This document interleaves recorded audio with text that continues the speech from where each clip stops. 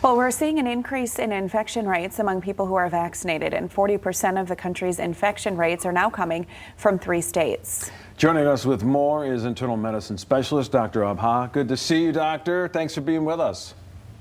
Good morning. I will miss you both. Thank you for having me. Well, let's start with what we've been seeing lately here in the news and how the Delta variant is starting to really rear its head, especially in those 3 states, and it seems to be going after those who are unvaccinated.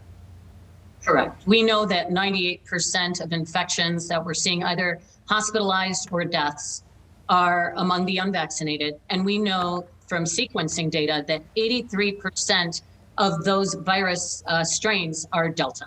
We know that all 50 states have Delta. We know that those of you who get vaccinated have the greatest chance of not getting seriously infected, not seriously infecting anybody else, and living, staying out of hospitals and ERs. So to those of you, the 50% of you who are not vaccinated, it is not too late. We have an abundance of vaccines here in the United States, and I urge you to please go see your doctor, go to your local pharmacy, get the answers, and get the vaccination as soon as you can. And what do you think it is that has led to kind of, those vaccination rates to begin to drop? Right. It's an excellent question, Deanna. I, as a physician, can humbly say this. We were never allowed to stop masking. When you come to our offices, the CDC has mandated that you mask. And yet when the mask mandate was lifted for 50% of the population that was vaccinated, I have no doubt that more than 50% of the population that is not vaccinated is walking around indoors at bars and communing in an unvaccinated way.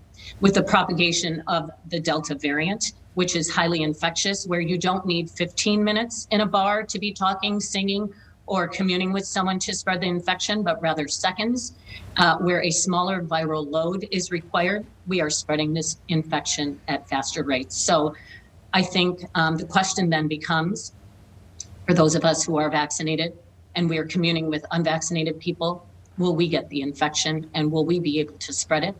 There are other questions. Will a mask mandate be reinstated? And finally, how do we enjoin the 50% of people who are behaving like they are vaccinated to go and get the shot?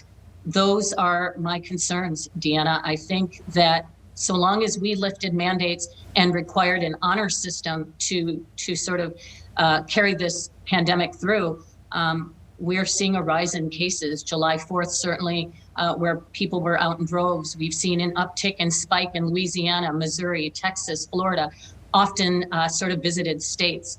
I want to leave your viewers with this. If you are traveling south or you are traveling to states where this infection is becoming endemic, please wear your mask. Please go back to those behaviors that protected you all through 2020 before we even had a vaccine.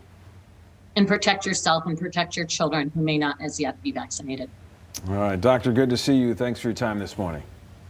Always a pleasure. Have a good day.